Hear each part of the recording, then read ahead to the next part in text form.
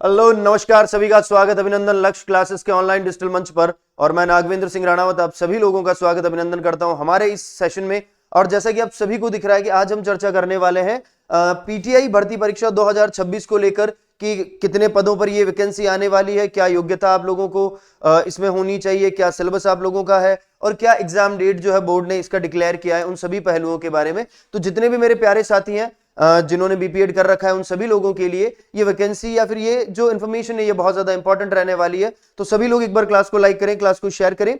सबसे पहले हम चर्चा करने वाले हैं राजस्थान थर्ड ग्रेड पीटीआई भर्ती परीक्षा 2026 को लेकर कि ये जो एग्जाम है वो एग्जाम कब करवाया जा रहा है, कुल कितने पद आने की संभावना है, क्या क्या योग्यता होनी चाहिए। तो इन सभी पहलुओं के ऊपर हमें चर्चा करनी है। वहीं पर मैं सबसे पहले चर्चा करूं तो देखिए 13 सितंबर 2026 जो है ये क्या है, तो ये एग्जाम की डेट जो है वो डेट डिक्लेयर करी गई है बोर्ड के द्वारा। अभी तक ऑफिशियल डिक्लेरेशन तो इन्होंने नहीं किया है, लेकिन फिर भी लगभग 900 प्लस पदों के आसपास ये पीटीआई भर्ती परीक्षा होने वाली है। और आप सब लोग जानते हैं वही व्यक्ति दे सकता है जिसने बीपीएड या डीपीएड कर रखा है, वही व्यक्ति दे सकता है। साथ ही साथ स्पोर्ट्स एक्टिविटी में अगर कोई व्यक्ति जुड़ा हुआ है, जिसके पास सर्टिफिकेट है, वही व्यक्ति पीटीआई परीक्षा का क्या कर सकता है, फॉर्म भर सकता है। अब यहां पर हमें यह देखना है कि जब हम पीटीआई भर्ती परीक्षा की तैयारी करते हैं या किसी भी भर्ती परीक्षा की तैयारी करते हैं तो हमारा टारगेट क्या होना चाहिए, टाइम शेड्यूल क्या होना चाहिए, किस तरह से टाइम को मैनेज करना है हमें।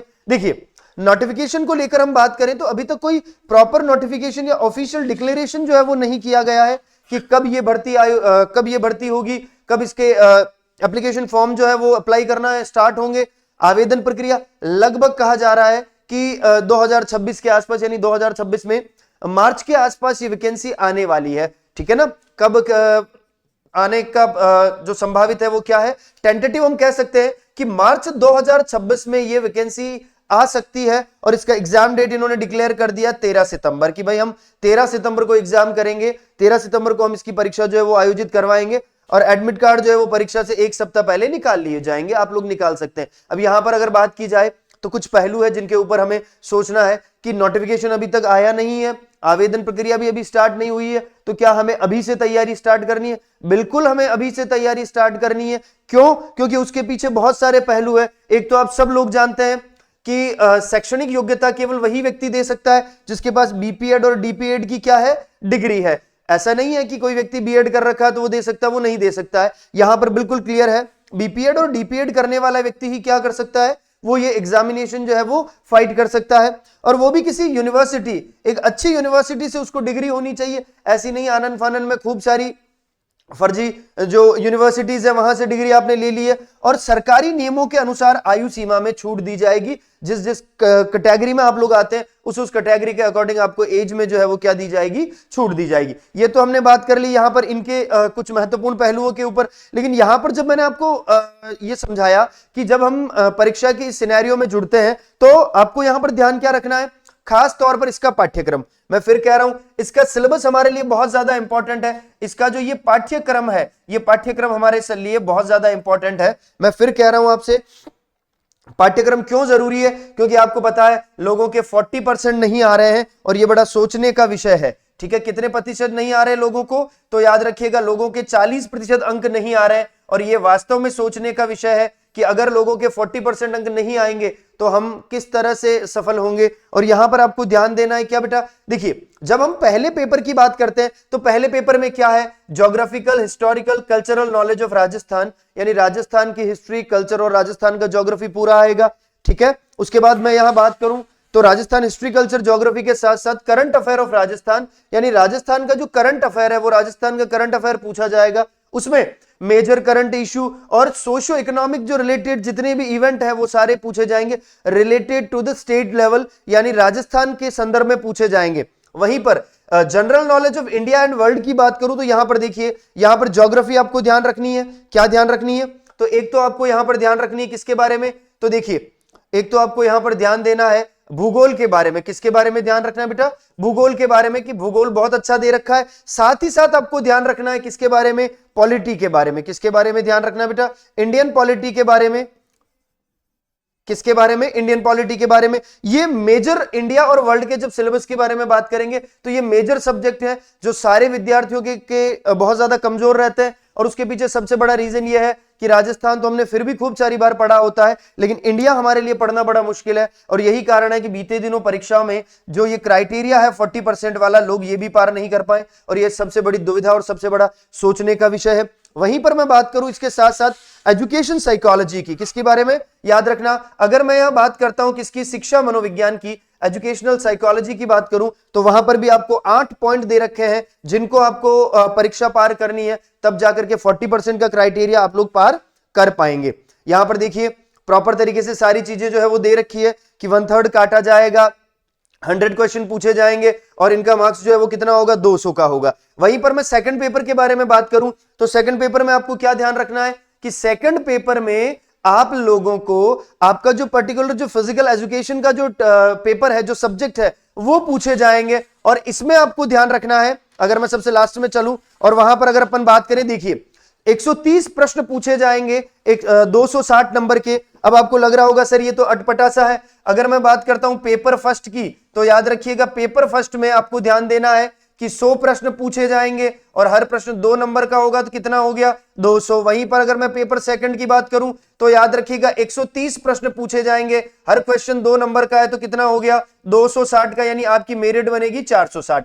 अब आप सोच रहे हैं सर ऐसा कैसे, तो याद रखिएगा 40 नंबर जो है वो आपके सर्टिफिकेट के अकॉर्डिंग बनेंगे। जो सर्टिफिकेट जो है आपका स्पोर्ट्स एक्टिविटी का, उसके अकॉर्डिंग क्या होंगे, उसके अकॉर्डिंग आपके जो नंबर है वो नंबर डिस्ट्रीब्यूट किए जाएंगे। यहां पर दे रखा है सारा, नेगेटिव मार्किंग 1/3 है, ये आपको ध्यान रखना है बढ़िया तरीके से, ठीक है। अब परीक्षा कब भी हो, एग्जाम कब भी लिया जाए, हमें हमारी तैयारी बहुत बढ़िया तरीके से करनी है, तो हमारे लिए बहुत ज्यादा इंपॉर्टेंट रहने वाली है ये बातें, ठीक है। लगभग पदों की संख्या कितनी है बेटा, तो 900 के आसपास पद आने वाले हैं। वित्त विभाग के द्वारा स्वीकृति प्रदान कर दी गई है, अभी चल रहा है कि किस तरह से वैकेंसी को जो है एग्जीक्यूट किया जाएगा। वर्गवार या वर्गानुसार जितना रिजर्वेशन हर कैटेगरी को दिया जाएगा, उसके अकॉर्डिंग आपका रिजर्वेशन रखा जाएगा। जैसे SC ST OBC EWS का कोटा जो है वो लागू रहेगा। अब जब परीक्षा पैटर्न की बात करते हैं, तो देखो अभी मैंने आपको समझाया, पहला पेपर इसमें 100 क्वेश्चन पूछे जाएंगे, दूसरा क्वेश्चन पेपर इसमें याद रखिएगा ये अंक नहीं है बेटा, याद रखिएगा यहां पर बात करें तो 200, ठीक है, 200 अंक है, और यहां पर बात करेंगे तो 260 अंक है, ठीक है बेटा। प्रश्न कितने हैं, तो यहां पर 100 प्रश्न है, यहां पर 130 प्रश्न है, और यहां पर खेल के लिए कितने अंक दिए जाएंगे, तो 40 अंक दिए जाएंगे, लगभग 260 + 40। फिर आपको याद रखना है क्या, तो यहां पर आपको ध्यान देना है कि नेगेटिव मार्किंग जो है वो आपको ध्यान देनी है, 1/3 रहने वाली है। कितनी रहेगी, नेगेटिव मार्किंग 1/3 रहने वाली है। और यहां पर आप देखिए हर एक चीजें यहां पर बढ़िया तरीके से इन्होंने एग्जाम में बता रखी है कि कितने क्वेश्चन पूछे जाएंगे और कितने नंबर के क्वेश्चन आएंगे, तो आपको प्रॉपर तरीके से कहीं पर भी परेशान होने की आवश्यकता नहीं है। और 1/3 इनकी नेगेटिव मार्किंग रहेगी, तो लगभग आपका जो पूर्णांक है वो किससे निकलेगा, 500 से। अब आपको ध्यान रखना है, पहला पेपर 200 नंबर का है, दूसरा पेपर 260 नंबर का है, प्लस 40 नंबर का क्या रहने वाला है, तो 40 नंबर का स्पोर्ट्स एक्टिविटी जो है आपकी वो रहने वाली है। फिर देखिए पेपर फर्स्ट में राजस्थान का भूगोल, इतिहास और संस्कृति, यानी आप कोई सी भी भर्ती परीक्षा की तैयारी करो, आपको राजस्थान का हिस्ट्री, राजस्थान का कल्चर, राजस्थान की ज्योग्राफी और पॉलिटी बहुत बढ़िया करनी पड़ेगी।